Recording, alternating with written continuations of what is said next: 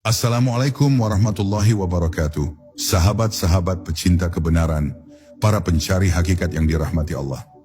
Pernahkah terbesit di benak kita sebuah pertanyaan fundamental? Sebelum mata ini melihat, sebelum telinga ini mendengar, sebelum tangan ini meraba, apa yang sebenarnya terjadi? Apakah ada sebuah pengalaman primer yang mendahului segala persepsi fisik kita? Hari ini, kita akan menyelami sebuah perjalanan luar biasa, menembus selubung materi untuk memahami bahwa aku dengar sebelum aku mendengar. Sebuah hakikat yang mungkin mengubah cara kita memandang hidup, mengenal diri, dan menyatu dengan Sang Pencipta. Mari kita mulai eksplorasi mendalam ini. Hakikat pendengaran ruhani. Sahabat-sahabat yang budiman, mari kita renungkan sejenak tentang konsep pendengaran ruhani. Kita terbiasa memahami mendengar sebagai fungsi telinga fisik kita, menangkap gelombang suara yang kemudian diterjemahkan oleh otak. Namun dalam kajian Ma'rifat dan Tauhid, ada sebuah dimensi pendengaran yang jauh melampaui itu. Ini adalah persepsi primer ruh, sebuah kemampuan hakiki yang dimiliki ruh sebelum ia berinteraksi dengan dunia fisik melalui panca indera. Pendengaran ruhani bukanlah tentang suara, melainkan tentang penerimaan langsung. Bayangkan sebuah antena yang sangat peka, mampu menangkap sinyal-sinyal kebenaran, petunjuk, dan pengetahuan tanpa perlu perantara frekuensi gelombang. Ruh kita pada hakikatnya memiliki kapasitas ini. Ia adalah entitas yang dirancang untuk menerima dan memahami secara langsung, bukan sekadar memproses data yang ditangkap oleh organ tubuh. Konsep ini menegaskan bahwa ruh adalah sebuah entitas yang hidup dan berkesadaran dengan caranya sendiri. Ia bukan sekadar program yang terinstal dalam tubuh fisik, melainkan sebuah substansi yang memiliki kemampuan inheren untuk menerima dan memahami. Kemampuan ini bersifat transenden, melampaui batasan ruang dan waktu, serta independen dari kerja panca indera kita yang terbatas. Dalam konteks ini, ruh dapat mendengar kebenaran ilahiyah, memahami isyarat kosmik, dan menangkap esensi segala sesuatu tanpa harus melalui proses analisis intelektual yang rumit atau pengalaman indrawi yang seringkali menipu. Ini adalah pendengaran yang bersifat intuisi murni, sebuah pemahaman langsung dari hati ke hati, dari ruh kepada sumber segala ruh. Kita seringkali mengabaikan suara hati atau bisikan intuisi, menganggapnya sebagai halusinasi atau sekadar perasaan. Namun dalam banyak tradisi spiritual, ini adalah manifestasi dari pendengaran ruhani yang sedang bekerja. Ruh sedang berusaha menyampaikan sesuatu, sebuah kebenaran yang tidak dapat diungkapkan melalui kata-kata atau data indrawi.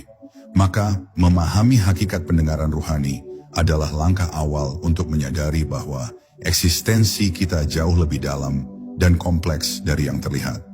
Kita tidak hanya sekumpulan organ dan fungsi fisik, melainkan juga sebuah ruh yang memiliki potensi luar biasa untuk terhubung langsung dengan realitas hakiki.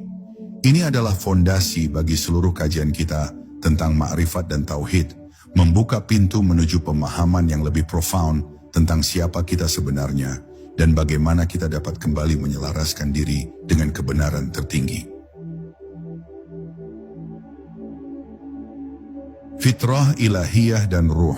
Sahabat-sahabat yang dirahmati Allah, setelah memahami hakikat pendengaran ruhani, mari kita selami lebih dalam tentang mengapa ruh memiliki kemampuan istimewa tersebut.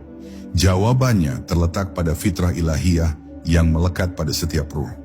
Fitrah ini adalah sifat asal yang suci, murni, dan secara inheren terhubung langsung dengan sumber segala kebenaran, ilahiyah. Setiap ruh sebelum ia diturunkan ke alam dunia ini, berada dalam keadaan fitrah yang sempurna. Ibarat cermin yang belum ternoda, ia memantulkan cahaya kebenaran dengan sangat jelas. Koneksi langsung dengan Sang Pencipta adalah bawaan, bukan sesuatu yang perlu diupayakan dari nol. Ruh telah dibekali dengan antena, bawaan yang selalu mengarah kepada kebenaran, kepada tauhid. Bagaimana fitrah ini memungkinkan ruh untuk mendengar tanpa perantara fisik? Ini karena di alam fitrah, tidak ada selubung, tidak ada hijab. Ruh berada dalam keselarasan penuh dengan kebenaran mutlak. Pemahaman dan penerimaan terjadi secara intrinsik, tanpa perlu interpretasi oleh akal atau persepsi yang dibatasi oleh indera fisik. Ini adalah pendengaran yang bersifat alami, sebuah resonansi dengan kebenaran itu sendiri. Fitrah ilahiyah ini adalah dasar mengapa setiap manusia, jauh di lubuk hatinya, merasakan kerinduan akan kebenaran, keadilan, dan makna hidup yang lebih tinggi. Kerinduan ini bukanlah hasil dari pendidikan atau pengalaman semata, melainkan gema dari fitrah ruhani yang masih mengingat keadaannya yang asli, yaitu bersambung dengan sumbernya. Ketika ruh berada dalam kondisi fitrah, ia secara otomatis menangkap sinyal-sinyal kebenaran, inspirasi, dan petunjuk ilahi. Ini seperti sebuah bunga yang secara alami condong ke arah matahari, atau air yang selalu mengalir ke tempat yang lebih rendah.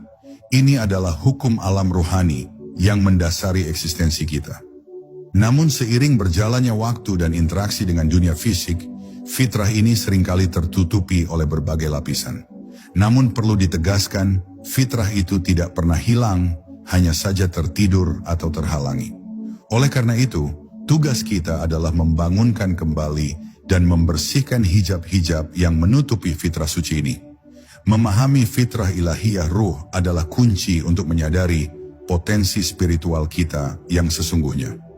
Ini mengingatkan kita bahwa di dalam diri setiap insan terdapat sebuah permata tak ternilai, sebuah percikan ilahi yang senantiasa menuntun kepada kebenaran, asalkan kita mau mendengarkan suaranya yang lembut dan otentik. Alam azali dan perjanjian primordial. Sahabat-sahabat yang saya cintai, mari kita melangkah lebih jauh ke sebuah dimensi waktu yang melampaui pemahaman kita tentang kronologi, yaitu alam azali atau alam prakeberadaan. Ini adalah sebuah masa di mana seluruh ruh dikumpulkan, jauh sebelum tubuh fisik ini terbentuk, jauh sebelum kita mengenal dunia dan segala isinya. Di sanalah sebuah peristiwa maha penting terjadi, perjanjian primordial yang dikenal dengan firman Alastu birabbikum, bukankah aku Tuhanmu? Pada momen yang tak terhingga itu, Allah berfirman kepada seluruh ruh yang telah diciptakan, bukankah aku Tuhanmu? Dan seluruh ruh serempak, tanpa keraguan, tanpa paksaan, menjawab, balas syahidna, betul engkau Tuhan kami bersaksi.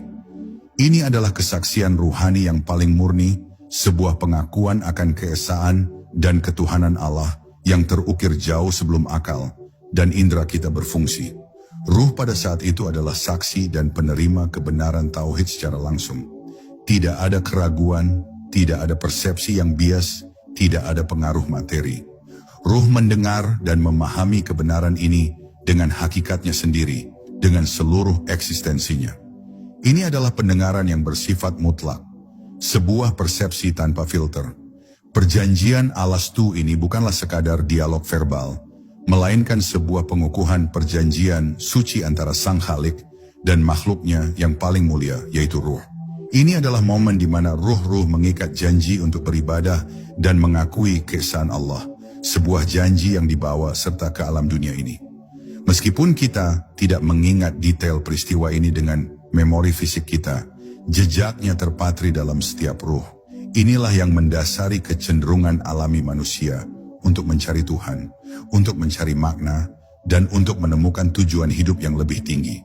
Ini adalah gema dari perjanjian agung yang pernah kita ikrarkan.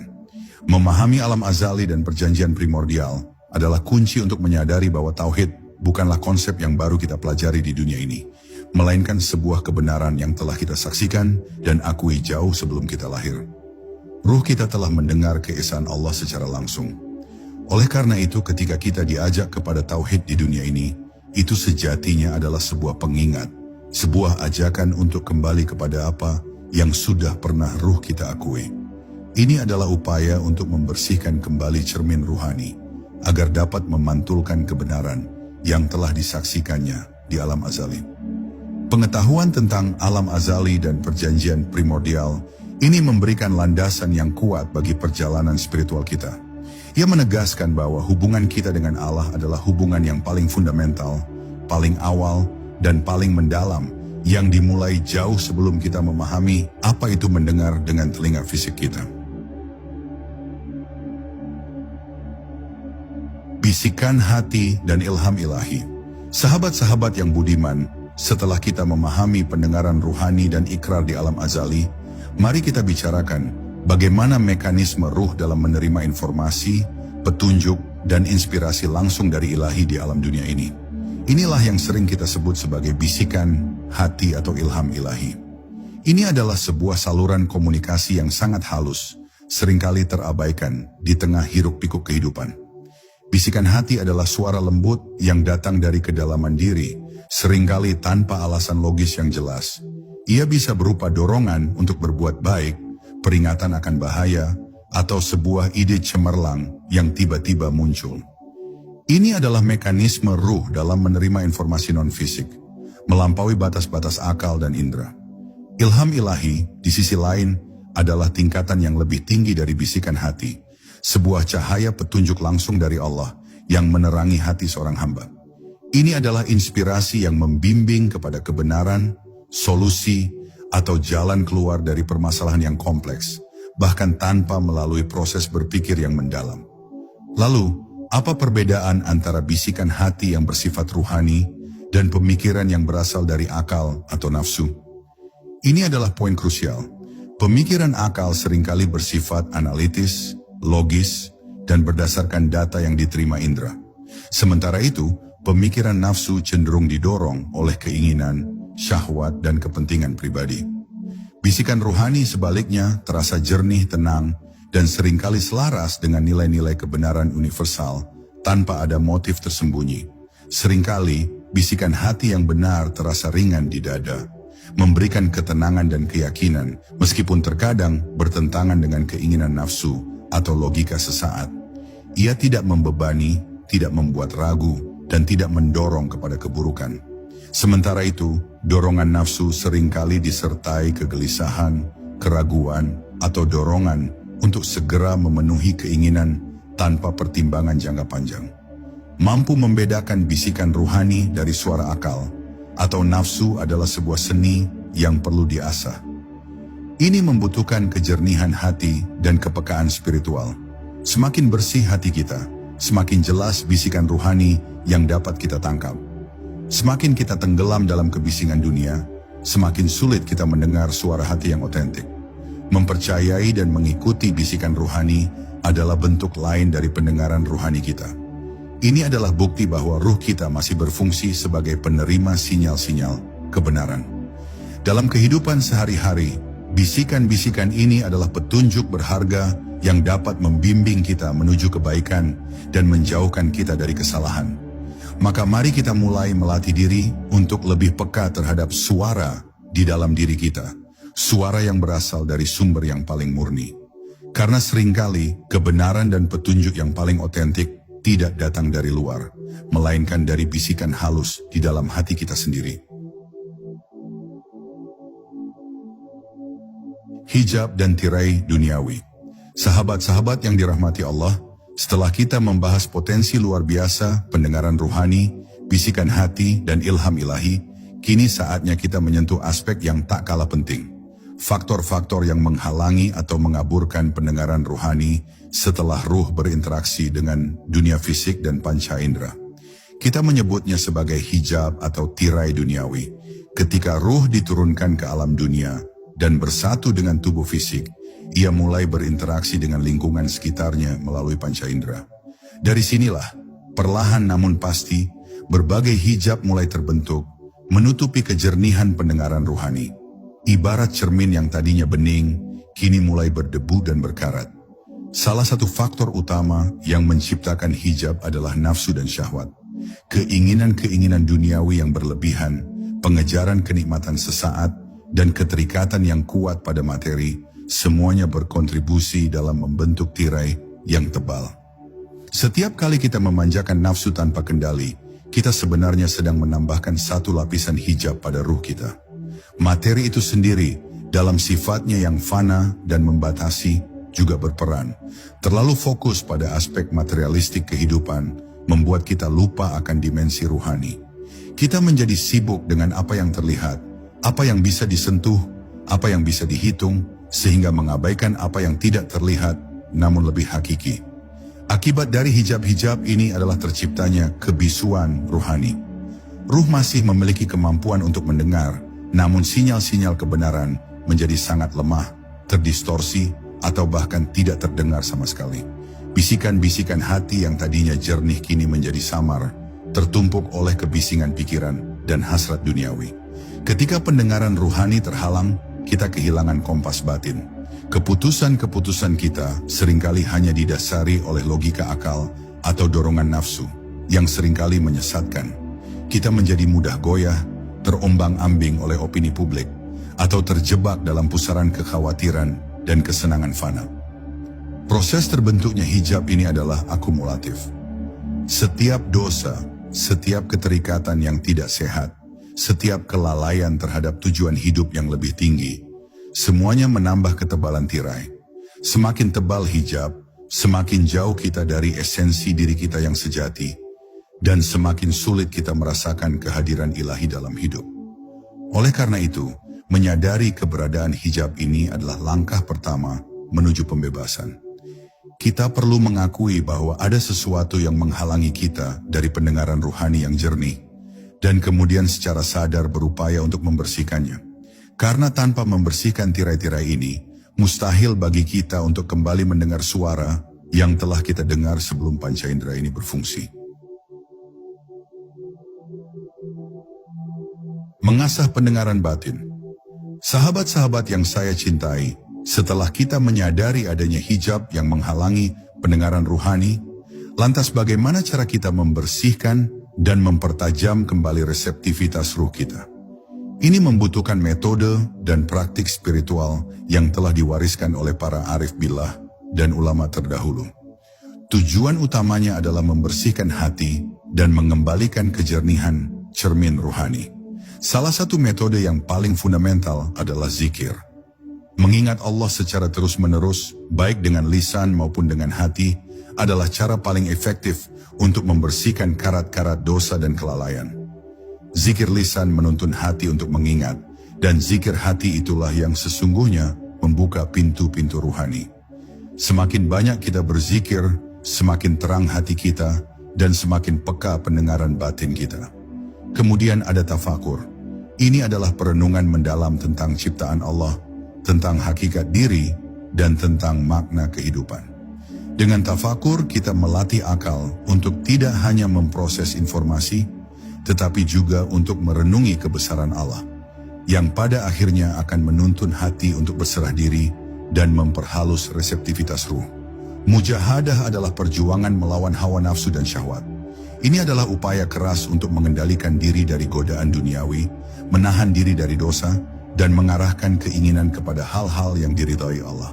Setiap kemenangan atas nafsu adalah satu lapisan hijab yang terangkat, membuka jalan bagi pendengaran ruhani untuk lebih jelas.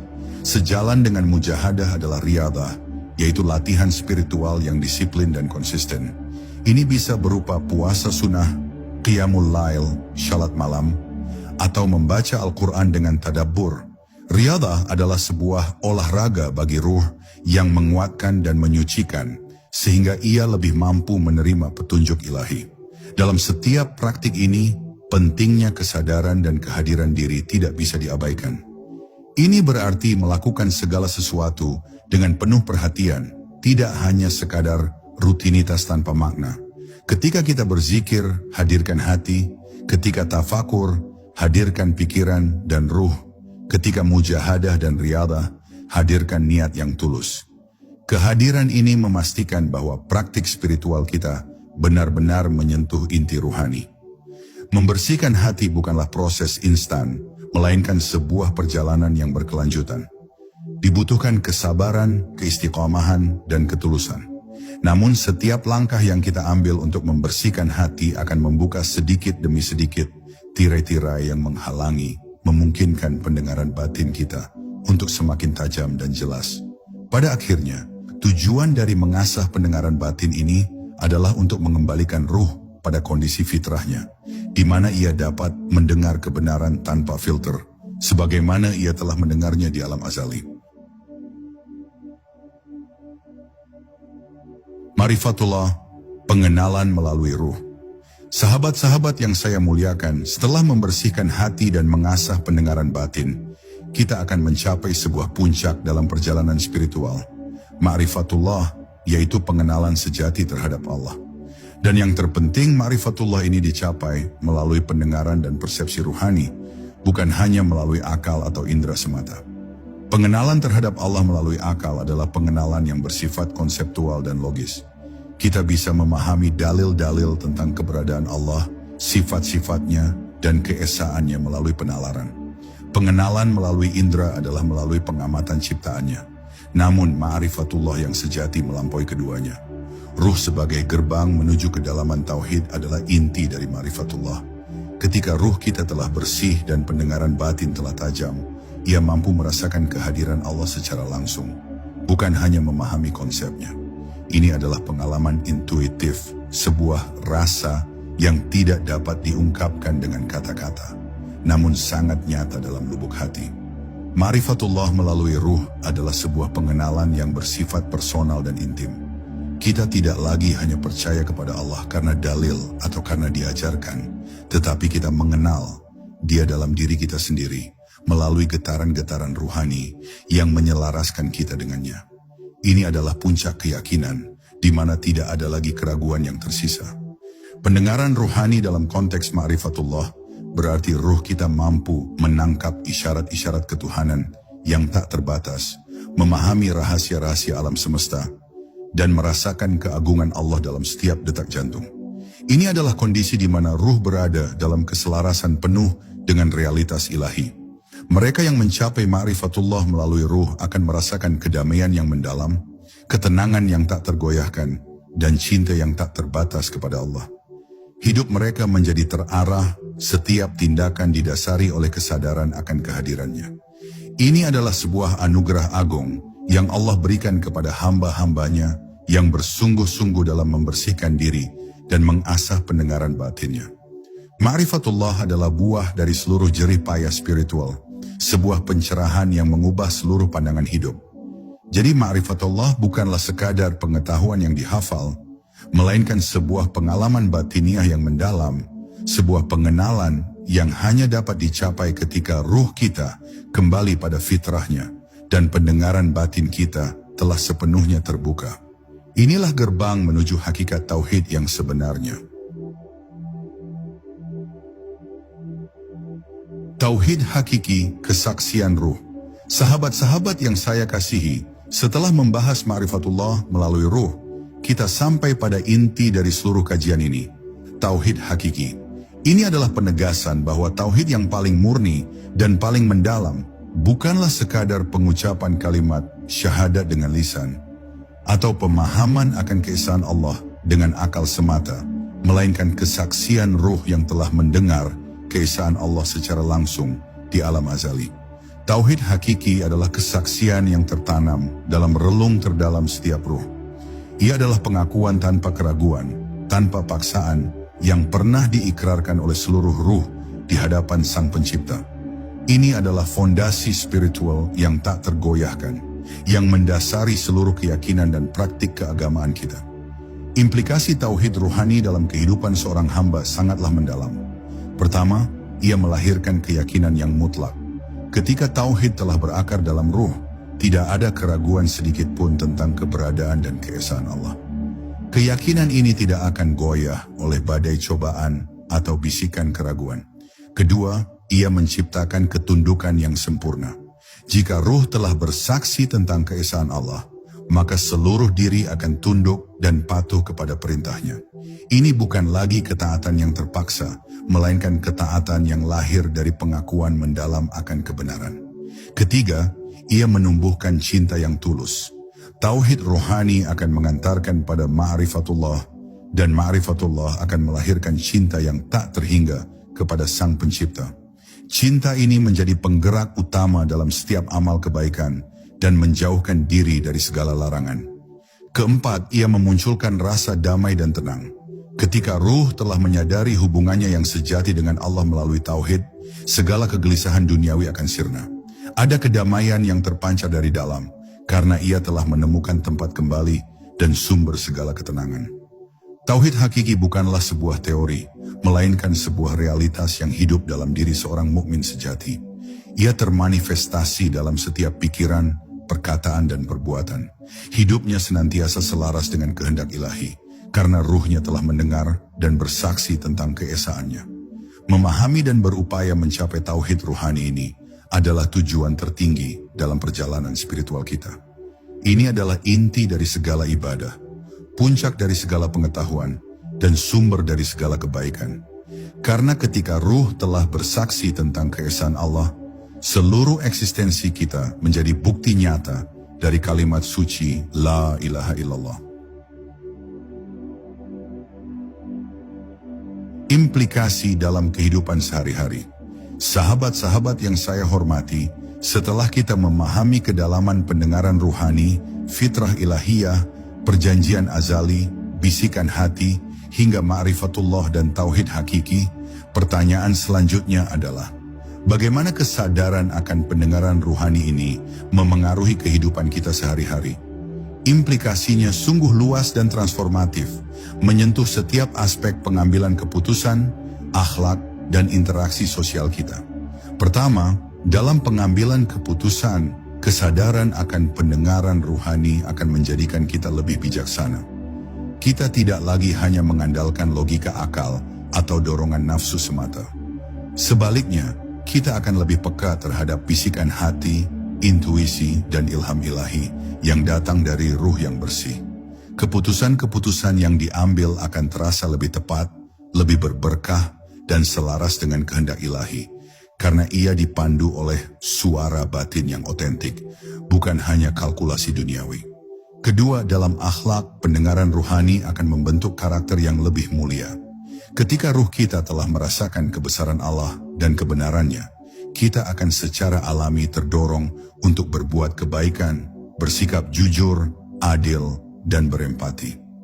Sifat-sifat buruk seperti kesombongan, iri hati, atau dengki akan perlahan-lahan terkikis, karena ruh tidak lagi terikat pada ego dan kepentingan pribadi, melainkan pada kebenaran yang lebih tinggi. Akhlak menjadi cerminan dari hati yang telah mendengar kebenaran. Ketiga, dalam interaksi sosial, kesadaran ini akan menjadikan kita lebih toleran, penyayang, dan memahami sesama. Ketika kita memahami bahwa setiap manusia memiliki ruh yang terhubung dengan sumber ilahi, kita akan melihat mereka dengan pandangan kasih sayang dan penghargaan. Konflik akan diminimalisir karena kita belajar untuk mendengarkan tidak hanya apa yang diucapkan secara lisan, tetapi juga apa yang dirasakan oleh ruh orang lain. Hubungan menjadi lebih harmonis dan penuh berkah. Singkatnya, hidup yang dipandu oleh suara batin yang otentik adalah hidup yang penuh makna, tujuan, dan keberkahan. Kita tidak lagi hidup dalam kebingungan, mencari-cari arah di tengah hiruk-pikuk dunia. Sebaliknya, kita memiliki kompas internal yang senantiasa menuntun kita menuju jalan yang benar. Setiap tantangan dan kesulitan yang datang akan dihadapi dengan ketenangan, karena ruh telah mendengar bahwa segala sesuatu berada dalam genggaman Allah. Setiap kenikmatan yang diterima akan disyukuri, karena ruh memahami bahwa itu adalah anugerah dari Sang Maha Pemberi. Maka mari kita jadikan pendengaran ruhani sebagai panduan utama dalam setiap langkah hidup kita. Karena dengan demikian, seluruh eksistensi kita akan menjadi manifestasi dari kebenaran yang telah kita saksikan dan akui jauh sebelum kita mengenal dunia ini. Kebebasan sejati melampaui batas. Kebebasan dari penjara ego dan dunia. Setelah ego melebur dan mata hati terbuka, seorang salik akan mengalami kebebasan sejati, kebebasan dari penjara ego dan belenggu dunia. Ego adalah penjara yang membatasi kita, membuat kita terkurung dalam kekhawatiran, ketakutan, dan keinginan yang tak ada habisnya. Ketika ego sirna, maka belenggu-belenggu ini pun terlepas. Kita tidak lagi terikat pada pujian atau celaan manusia, tidak lagi khawatir akan kehilangan harta atau jabatan, dan tidak lagi takut akan kematian. Kebebasan ini adalah pembebasan dari segala bentuk keterikatan yang membelenggu jiwa. Kita menjadi merdeka untuk mencintai tanpa syarat, memberi tanpa pamrih, dan melayani tanpa mengharapkan balasan. Ini adalah kondisi di mana hati sepenuhnya lepas dari segala beban duniawi, ringan seperti kapas yang terbang terbawa angin. Kebebasan sejati ini hanya bisa diraih ketika kita berani melampaui batas-batas yang diciptakan oleh ego, ketika kita berani meleburkan diri dalam hadirat ilahi. Ini adalah hadiah terbesar dari perjalanan spiritual, membawa kedamaian dan kebahagiaan yang tak terbatas. Hidup dalam hadirat ilahi setiap detik adalah ibadah. Pencapaian ini berarti hidup dalam hadirat ilahi setiap detik, setiap tarikan nafas.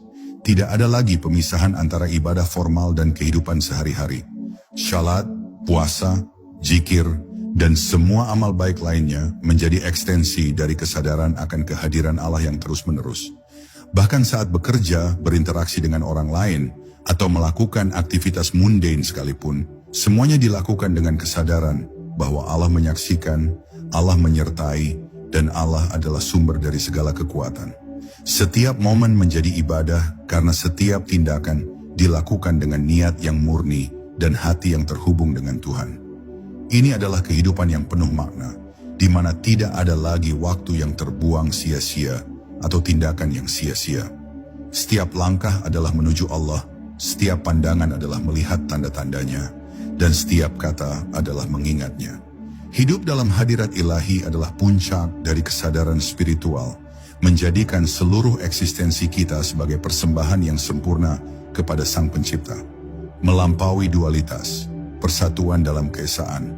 Pada akhirnya, perjalanan ini membawa kita pada melampaui dualitas dan merasakan persatuan dalam keesaan ilahi. Ego menciptakan dualitas, aku dan kamu, baik dan buruk, dunia dan akhirat. Namun ketika ego sirna, kita menyadari bahwa segala sesuatu adalah bagian dari satu realitas tunggal, yaitu Allah. Tidak ada lagi pemisahan yang absolut, karena semuanya kembali pada sumber yang sama. Ini adalah inti dari tauhid, menyadari bahwa hanya ada satu wujud yang sesungguhnya.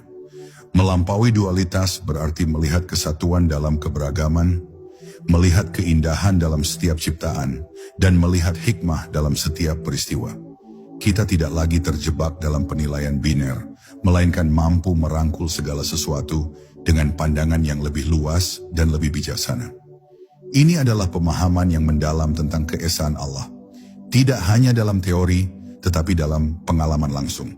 Persatuan dalam keesaan adalah tujuan akhir dari perjalanan spiritual, di mana hati sepenuhnya menyatu dengan realitas mutlak. Dan kita hidup dalam kebebasan yang sejati, tanpa batas dan tanpa pemisah.